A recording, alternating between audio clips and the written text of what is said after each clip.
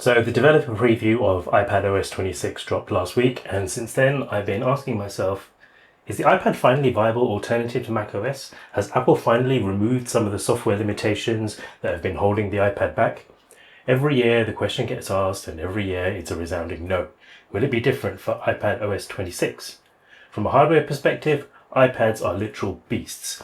They've got some serious horsepower, especially in the case of the Air and Pro line, where they essentially share Apple's desktop class compute processors in the M series of Apple Silicon chips. And yes, Apple has skipped iPadOS 19 through 25 and aligned all their operating systems to 26. I've had the developer beta installed on my iPad mini for just over a week now. I haven't installed it on my iPad Pro because I won't risk a beta on that because I use it to do actual work, but I don't mind risking a few bugs on the mini. So does iPadOS 26 finally unleash the iPads? Let's take a look at some of the new software features and see if Apple has unlocked some of the past limitations. Whilst you're here, if you're enjoying the video, please don't forget to subscribe.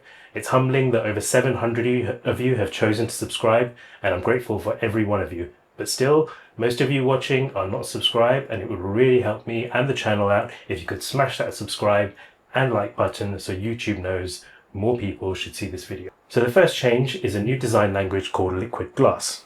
When I first saw this, it reminded me of Sky TV's operating system on their streaming boxes in the UK.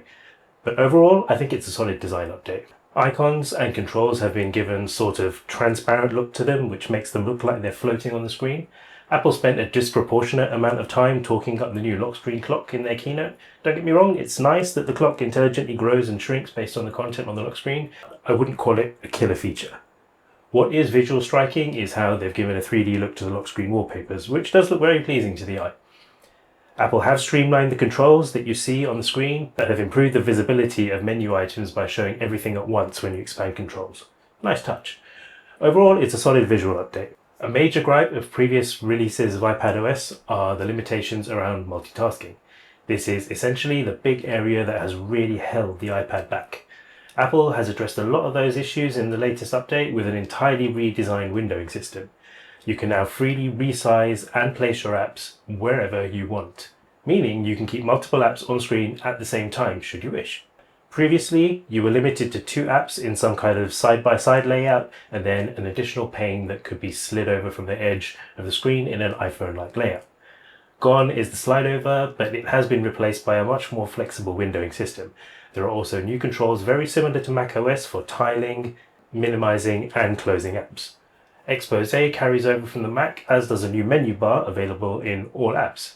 This is great because it places all the available options in an app in a centralized location rather than being hidden across the UI in various places. This is definitely much more macOS-like and also a lot more flexible to allow you to work in the way that you want to on the iPad. Obviously, the bigger your screen, the more that you can comfortably lay out, so 13-inch models will have a really big canvas to do with as you wish. This new multitasking also carries over when connected to an external display, making the iPad more viable as a macOS alternative. Another new feature is the ability to put folders into the dock, meaning you can get quick access to any of your files.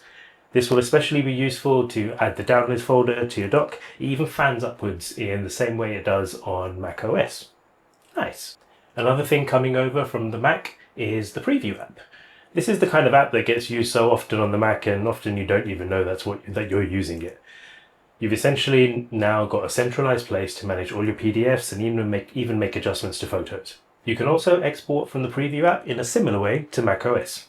The Files app is being updated with an improved list view that can show more information about your files.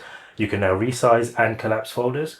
Folders can now be colored and given icons how you like, and these colors will sync across all your devices if you're using iCloud. Another big change is the ability to choose which app is used to open a file. So you can choose to open a photo, for example, in your editing app of choice, rather than opening an app of photos. Another huge area of improvement is background tasks. Previously, when exporting a video from Final Cut, you have to wait on screen whilst your video exports. This can be tedious as you're wasting time waiting where you could be working on the next thing on your to-do list. Now the task will continue to run in the background, meaning you can be free to move on to the next thing, whilst, for example, your latest video exports. This is something that has held me back from using my iPad to edit video more often, as having to wait for a video to export instead of moving on to do something like create a thumbnail was just a waste of precious time. So there you have it.